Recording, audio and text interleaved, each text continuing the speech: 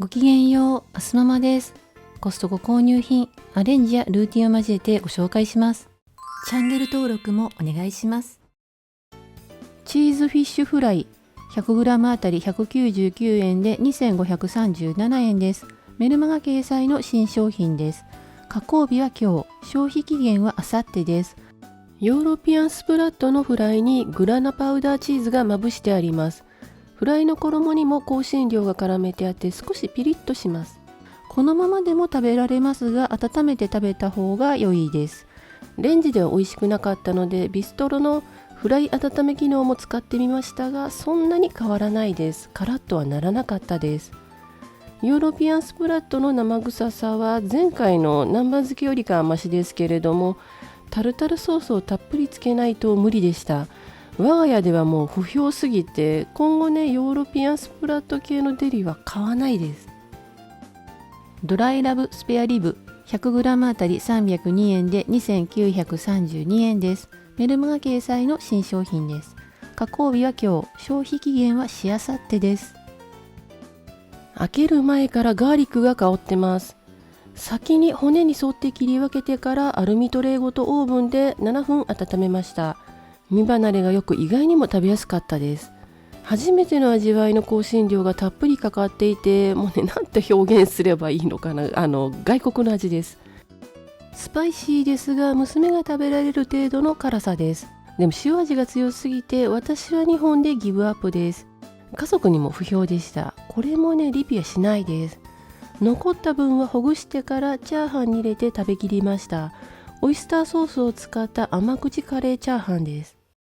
プリマハムソースで食べるロールキャベツ、デミグラスソースとトマトクリームソースの2種類が2パックずつで4パック入り、1558円から320円オフは4月24日までです。メルマガ掲載品です。1パックあたりは309.5円。製造は群馬県。賞味期限は5月11日です。約3週間です。袋ごとレンチンできます。小さめロールキャベツ2個入りです。私が作るともう一回りくらい大きくなります。お肉はしっかり入っています。ソースはどちらもいい意味で薄めです。薄味っていうわけではなく、この手のものは味が濃いものが多いっていう私はそう思ってるんですけれども、そういう先入観から食べると薄く感じますが、我が家にとっては程よく美味しくいただけました。カロリーは高い方でデミグラスの144キロカロリーなので、意外に体に優しいなと思いました。凍らせて美味しいフルテートアイスキャンディー4種類のアソート1958円です。4種類が6個ずつ、1個あたりは 81.58 円です。原産国はイタリア。賞味期限は来年の3月です。約11ヶ月です。フルーツソースとしても使えるみたいです。凍らせても柔らかくねっとりとしたソルベです。美味しいです。パウチの切り口が鋭いので、お子さんには器に出してあげた方がいいと思います。お酒の氷代わりに使ってみました。期待とは違ってね、映えませんでしたが、南国カクテルっぽい味で美味しかったです。6個アイスとフレッシュフルーツの飾りがあればきっと映えましたね。1袋 40g で使い勝手の良い量だと思います。フレーバーによってカロリーは違いますが、37キロカロリーから52キロカロリーです。もちろんアイスにかけても美味しかったです。これは 40g は多すぎちゃいますけれども、ムニエルを焼いたフライパンの汚れを拭き取り、バター、白ワイン、フルテート、レモン果汁を絞りソースにしました。フルーティーで美味しくいただけました。日立だら、通常 100g あたり248円が218円で1541円です。メルマガ掲載品です。消費期限は4月24日です。購入日含めて6日です。チリ産天然メルルーサのフィレです。長さは30センチくらいに見えますが、折りたたんであるので約42センチです。メルルーサは聞き慣れないかもしれませんが、よくあるお惣菜の白身魚のフライの正体で、顔が怖いめのお魚です。ぴっちりと真空になってるから、解凍切り身にしては長持ちなのかな。ムニエル用に3切れ取ったら、あとは小さく切って再冷凍になってしまいますが、フードセーバーで冷凍しておき、お弁当に使います。ただよりも身がしっかりしていて骨もほとんどない、今回ゼロでした。そして、食塩相当量も 0.4g なので調理しやすいです。これはお弁当用日立だらの味噌漬け焼きです。レシピは別の動画で投稿予定です。オーガニックポータベラマッシュルーム1198円です。ちょっとお高いんですけれども試食して美味しかったので買いました。原産国はカナダ。栽培期間が短いので期間限定です。気になる方はお早めにどうぞ。ちなみに同じハイラインのオーガニックマッシュルームは680円で998円です。直径は11センチくらいです。試食のとこにあった見本はもっと大きかったです。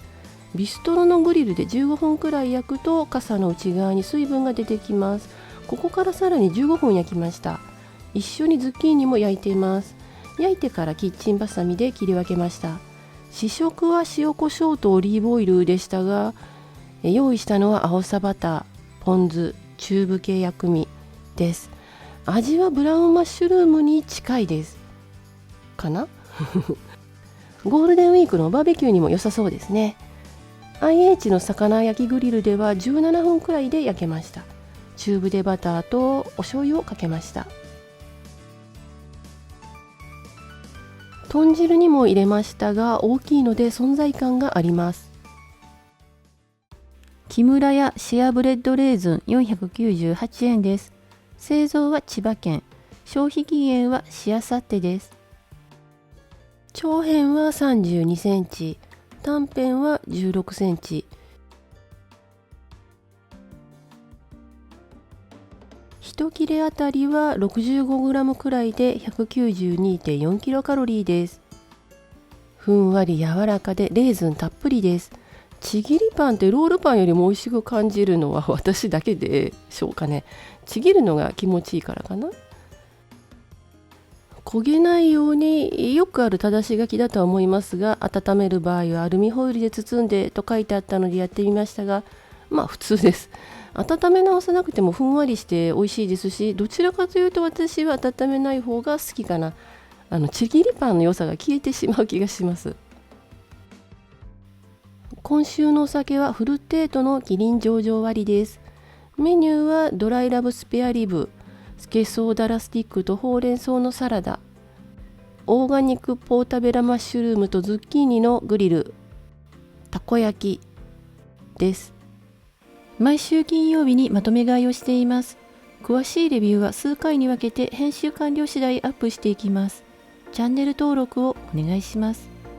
概要欄にご紹介しきれなかった購入品も含めた価格情報などを載せています。お買い物の参考になさってください。今回も最後まで見てくださりありがとうございました。